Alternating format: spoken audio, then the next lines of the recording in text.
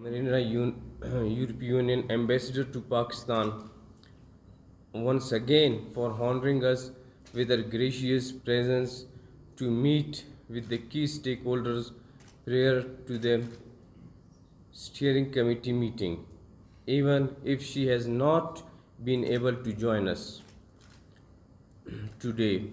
Her presence is very much there in spirit and essence of this August forum.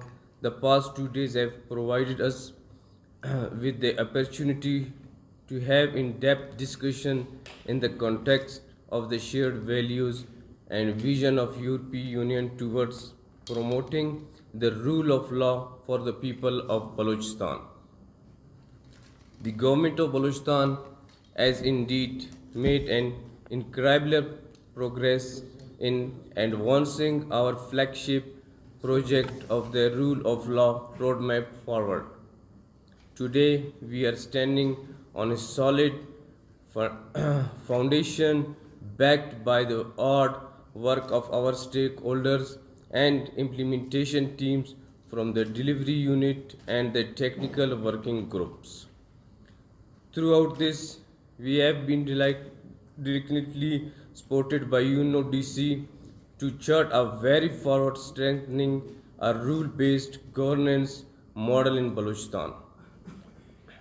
Without UNODC's relentless support and guidance, we would have not achieved the key milestones of establishing the baseline of the criminal justice institutions. Populating a result-based dashboards, developing a public interface of a robust website, and putting in places performance-based work plans backed by these strengths. The government of Balochistan eagerly looks forward to continuing our strategic partnership with UNODC. The new European Union found its support through the promoting the rule of law and enhancing the criminal justice system in Balochistan program, which is implemented by UNODC in collaboration with UN Women and UNDP, will sustain key reforms and continue to build the results achieved so far. The government of Balochistan is deeply committed to taking this seminal work forward through all allocations of 500 million for the implementation of sustainable rule of law reforms. I would also like to note that at this important juncture, the valuable support from the European Union funded rule of law program will help us to further augment our efforts toward nurturing inclusive, just and resilient societies in Balochistan. The support from European Union is indeed a watershed movement for us, which will pivot us towards expanding our understanding of the scope of rule of law through strengthening legislative reforms and citizen-centric delivery of rule of law while holding values of democracy and justice of safeguard the fundamental rights of women and vulnerable groups in Balochistan. There I am also indebted to UN Women and UNDP for bringing in diverse lands and expertise aimed to inclusive delivery of rule of law for women and girls, while spreading awareness on their legal rights and access to justice.